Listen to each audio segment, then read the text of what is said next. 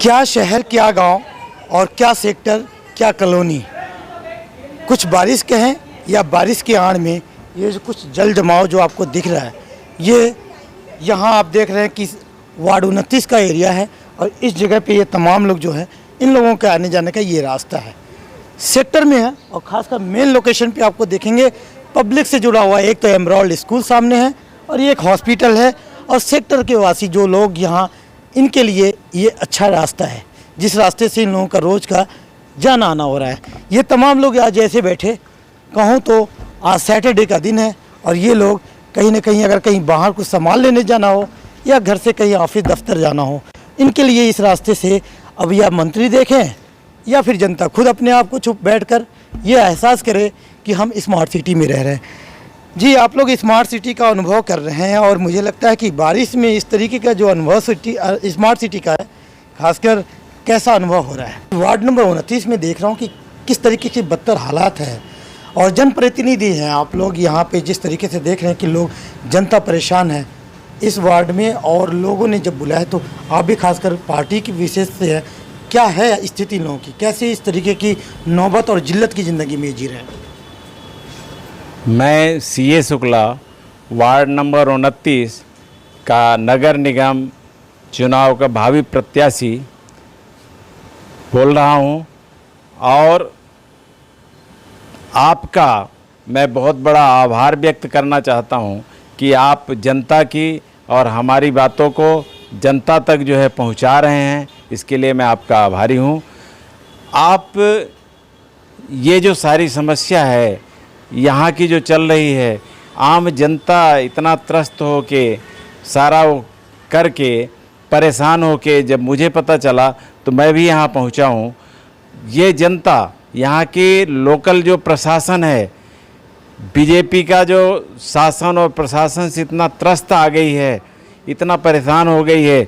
ये कोई एक दिन की समस्या नहीं, इनकी रेगुलर समस्या है। आए दिन ये देख सकते हैं आप, ये पानी इतना भरा हुआ है, इसमें बुजुर्ग बच्चे रोज़ स्कूल जाना आना उसी में गिर जाते हैं, इसमें कीड़े पैदा हो रहे हैं। ये सारी समस्या जो है यहाँ के कॉलोनी वासियों को जो है पूरा त्रस्त कर रखा है। मैं समझता हूँ, जो मुझे लग रहा है कि यहाँ की जो प्रशासन है फरीदाबाद की, यहाँ जो है अगर देखा जाए तो कई बार ये होता है कि केंद्र में जी कोई और बैठा है, स्टेट में कोई और बैठा है, लोकल अपना जो है ये सांसद और विधायक कोई और बैठा है, तो उसमें सिचुएशन कई बार देखने को मिलती है। लेकिन यहाँ तो संयोग देखो कि बीजेपी का ही केंद्र में सरकार, बीजेपी का अपना हरियाणा में सरकार, बीजेपी का ही सांसद, बीजेपी का ही विधायक, बीजेपी का ही पार्षद, सारे कुछ एक सेंट्रलाइज हैं। उसके बावजूद जो है ये जनता की जो समस्या है, इसको देखते हुए ऐसा लगता है कि जानबूझ के ये समस्या जनता को परेशान करने के लिए जो है बनाई गई है। इनको त्रस्त किया जा रहा है, इनके ऊपर जो है ये समस्याओं का कोई निराकरण नहीं होता। कई बार यहाँ की पब्लिक, मेरे भी सुनने में आया है कि जाती है लोगों के पास, शासन प्रशासन के पास, लेकिन कोई सुनवाई नहीं होता।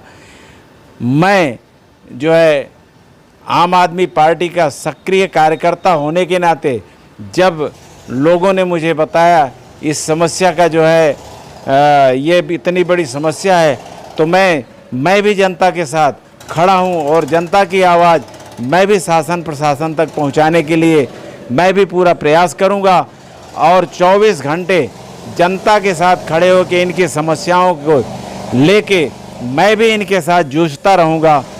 और जब तक ये समस्याएं समाधान तक नहीं पहुंचती, मैं इन्हीं जनता के साथ ही खड़ा मिलूंगा।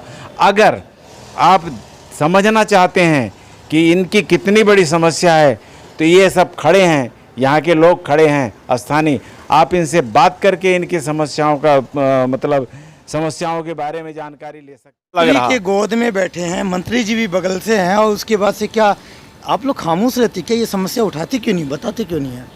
समस्या 10-10 बार 20-20 बार हर आदमी हर ऑफिस में कई बार हो चुका है कि कितनी ही बार उनको बोल चुके हैं, लेकिन ना तो उनका कोई सॉल्यूशन मिलता है ना कोई आता है, देखने तक नहीं आते हैं कि मतलब क्या समस्या है आपकी, कैसा क्या है। अच्छा, ये पानी कब से जमा है? सर ये हर बारिश में थोड़ी सी भी बारिश होती है तो हम लोग ये स्थिति यथासंभव ये पिछले 5 साल से हम लोग यही स्थिति को झेल रहे हैं और इस बीच में 10 बार कंप्लेन जा चुका है। MCF काउंसलर जो भी हैं सभी लोगों को बताया गया है, सभी के नॉलेज में है। उसके बावजूद भी यहाँ पे आके सारा स्वच्छ भारत अभियान फेल हो जाता है। मैं दर्शकों को बताना चाहूँगा, एक लीडिंग जो रोड है सामने, एक तो ये और पीछे से एक और रास्ते, लेकिन दोनों को कनेक्ट करने के लिए एक मेन गेट है स्कूल का, और जस्ट पीछे अगर देखेंगे तो हॉस्पिटल भी है। लेकिन किस तरीके से ये लोग यहाँ से निकल के किसी भी काम के लिए जाते होंगे, आप खुद अंदाज़ा लगाइए। और सबसे हैरत की बात, सेक्टर में जिस जगह ये लोग रह रहे हैं, यहाँ से महज आधे किलोमीटर दूर पे यहाँ के मंत्री, जो कि यशस्वी मंत्री माने जाते हैं, किशन पाल गुर्जर जी का भी निवास स्थान भी है। और ऐसे में हालात जो आप देख रहे हैं, हर 2 मिनट पे गाड़ियाँ निकल के आ रही हैं और इन लोगों का इधर से हर रोज़ का निकलना होता है। लोगों का जिस तरीके से यहाँ जमावड़ा है, ये सभ्य लोग हैं, सोसाइटी में रहने वाले लोग हैं, पर आवाज़ किस तरीके से ये उठा रहे हैं आपके सामने है। मीडिया का सहारा लेके अपनी आवाज़ों को जो उठा रहे हैं, लगातार आप लोग परेशान हैं। बिल्कुल। फिर इस समस्या के समाधान के लिए किन किन के पास गए, कौन से लोगों के पास गए जो आपकी समस्या नहीं सुनी गई? देखिए अभी रिसेंटली तो हम लोगों ने जेई के पास भी हम लोग गए थे। जेई साहब ने भी आके आश्वासन दे के, मैंने आश्वासन तो दिया लेकिन अभी तक कोई उसका परिणाम नहीं हुआ है।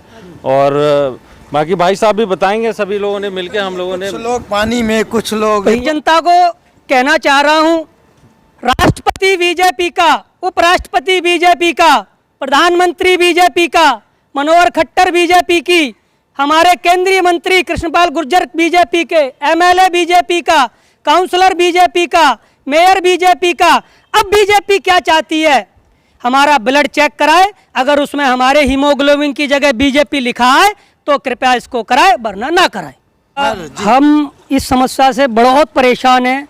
ये सामने कैमरामैन दिखाएंगे, ये हमारे बुजुर्ग अंकल जी आए थे अभी रिटायर होके, मात्र 6 महीने में यहाँ से वापस दिल्ली चले गए। हमारे पड़ोसी हैं, वो घर छोड़ के चले गए। मैक्सिमम लोग घर छोड़ने की तैयारी में लगे हुए हैं, क्योंकि ये समस्या यहाँ 365 दिन में ज़्यादा से ज़्यादा दुर्भाग्यपूर्ण 65 दिन सूखा रहता होगा, 300 दिन यही हालात रहते हैं। MCF कंप्लेंट करा ली, हर जगह कंप्लेंट करा ली, पर कुछ भी निजात नहीं मिलने को। क्या ये स्मार्ट सिटी सिर्फ मंत्री, विधायक या सिर्फ प्रशासनिक अधिकारियों के लिए है या जनता के लिए भी है? कृपया करके ये वीडियो ज़्यादा से ज़्यादा अगर वायरल होती है, हमारे खट्टर साहब तक पहुंचती है, तो ये बताने का प्रयत्न करें ये स्मार्ट सिटी है किसके लिए। हमें कुछ नहीं चाहिए, हम इसमें खुश हैं, पर हमें सिर्फ ये बताया जाए ये टैग फरीदाबाद पे जो लगाया है स्मार्ट सिटी का, वो किन के लिए लगाया गया है। आप लोग भी इसी रास्ते निकलते हैं या कोई और रास्ता? हाँ, इसी रास्ते से निकलते हैं। मैं उत्तर प्रदेश झांसी से आया हूँ। मेरे इलाके में जो भी स्मार्ट सिटी है बन रहा है, और आपके हरियाणा से और खासकर मोहल्ले से लाख बेहतर है। मैं तो योगी जी को कह रहा हूँ कि हरियाणा का भी मुख्यमंत्री बनाओ। वो सीधी बात करते हैं, अलग बात नहीं करते हैं, लेकिन जनता को खुश रखते हैं। भैया कुछ घर दिखाते हैं। लोग अपनी आवाज को ना उठाएं और इनके साथ रहने का नतीजा, खामियाजा आपको खुद देखने को मिलेगा कि किस तरीके से ये लोग यहाँ पे, देखिए खुद सुनिए किस तरीके से इन लोगों की जो आज भड़ास निकल रही है, कैसे लोग अपने आप को बचने के लिए थोड़े से पैर में कीचड़ ना लगे, बच्चों को बीमारी ना लगे, बचने के लिए आप देख सकते हैं किस तरीके से इन लोगों ने अपने घरों में क्या हालत बना रखी है। क्या घरों में भी ऐसे बैरिकेड या फिर ऐसे चीज़ों की ज़रूरत होती है? ये सेक्टर का एरिया है और सेक्टर में फर्स्ट फ्लोर के लिए ये बड़ी शर्मनाक बात है कि किस तरीके से ये देखें आप कि यहाँ आप देख सकते हैं इस घर में पानी भरे होने के नाते इन लोगों ने ये जो डस्ट के कट्टे हैं ये बना के रास्ते बनाए, एक ब्रिज बनाए हैं ताकि ये आसानी से घर में पहुंच सके। अब इस तरीके से सेक्टर की जब ये हालत होगा तो और जगह की जो हालात हैं उससे कहीं ना कहीं सरकार ये समझे कि किस तरीके से बदतर ज़िंदगी सेक्टर के लोग भी जीने पे मजबूर हैं। घर में यही हालत है और आप देखेंगे यहाँ पे किस तरीके से इनके जो अपनी मेहनत से अपने घरों को सजा के रखे थे, पानी की वजह से पूरी तरीके से बर्बाद हो चुका है और घर में कहीं ना कहीं ताला लगा हुआ है। ये लगातार इन लोगों की आज PNN के माध्यम से जो आवाज़ उठाई जा रही है, ये इनका कहना है कि लोग कम से कम शहर के लोग जाने कि कैसे इन लोगों को जलील किया जा रहा है। भैया पिछले 5 वर्ष हो चुके हैं। पहले यहाँ पे सामने आप देख रहे हैं एक हॉस्पिटल और एक अलीगल बिल्डिंग बनी गई है। ये बिल्डिंग नहीं थी, यहाँ पे स्कूल का पार्क था, तो ये पानी वहाँ चला जाता था। अभी इन लोगों ने अपना पानी बंद करके ये सारा पानी यहाँ ठहरने लगा है। अभी आप देखेंगे, मैं और भी दिखाऊं देश से, देखिए हालांकि यहाँ पे एक मैडम है, उनको कहीं जाना है, सामने देख रही है, वो उनको जाना है, ऑफिस जाना है। और आप देखो, खुद देखें आप, इन मैडम को जाने के लिए क्या इनके पास कोई और विकल्प होगा? अब ये गाड़ी लेके आएंगे और उस गाड़ी में जो मैडम है इनको बैठ कर जाना है। अब जाने के लिए इस पानी का कहीं न कहीं वो सहारा लेंगे और इसमें उनके पैर खराब हो या फिर तबीयत खराब है, किसी चीज़ से कोई लेना देना नहीं। यहाँ आप देखें, जस्ट आपके सामने ये चीज़ें हैं, ये लाइव नज़ारा है। ये चीज़ें, ये एक्चुअल में ये लोग परेशान हैं। ये किसी चीज़ की आपके सामने, आखिर में किस तरीके से ऐसे लोग जब हालात से बावजूद हैं, जो हालात से जूझे हुए हैं, ऐसे में महिलाओं का भी रिएक्शन जानना ज़रूरी है कि किस तरीके से वो लोग अपनी डेली की रूटीन इस नदी में कैसे पार करती हैं। जी आप लोग बताइए, यहाँ पे जो नदी और तालाब बना हुआ आप लोगों के लिए कैसे होता है? आप लोगों की दिन की शुरुआत क्या करते हैं? नहीं होता है भैया, सुबह बच्चे स्कूल जा रहे होते हैं, सारे शूज़ गीले हो जाते हैं। हम लोग अलग से पॉली बैग्स लेके जाते हैं, बच्चों के शूज़ गीले ना हो। और आज तो ये कुछ भी नहीं है, पानी इतना होता है कि बच्चे स्लिप भी हो जाते हैं इस पानी में। कई बार मेरे बेटे को भी चोट लगी है और यहाँ हर दूसरे दिन का यही हाल है। फिर मिट्टी जमा हो जाती है, स्लिपरी एरिया हो जाता है। तो इसका तो हम लोगों को सल्यूशन ये हो कि गवर्नमेंट जल्दी से जल्दी करे। बहुत परेशानी है, इससे निकल नहीं सकता बंदा। अगर हमें कहीं जाना है, फेस्टिवल है, कुछ है, यहाँ हर 10वें दिन यही हाल होता है। एक कहावत है कि जब तक बच्चा रोए ना माँ दूध भी नहीं पिलाते। तो कहीं आप लोग आवाज़ नहीं लगाते क्या? कम से कम यही मंत्री जी हैं, उनके कान तक आवाज़ तो जाए। आप लोग आवाज़ क्यों नहीं लगाए? अभी हमने कई बार कंप्लेन करी है, लेकिन हमारी कोई सुनवाई नहीं हुई है अभी तक। ये कई बार कंप्लेन कर चुके हैं। और इस बारिश के मौसम 5 साल में बहुत बार कंप्लेन हुई है, पूरी कॉलोनी गई है, लेकिन कुछ नहीं होता है। अब पिछली साल डेंगू इतना फैला है, पूरे जितने भी ब्लॉक्स है सब में डेंगू।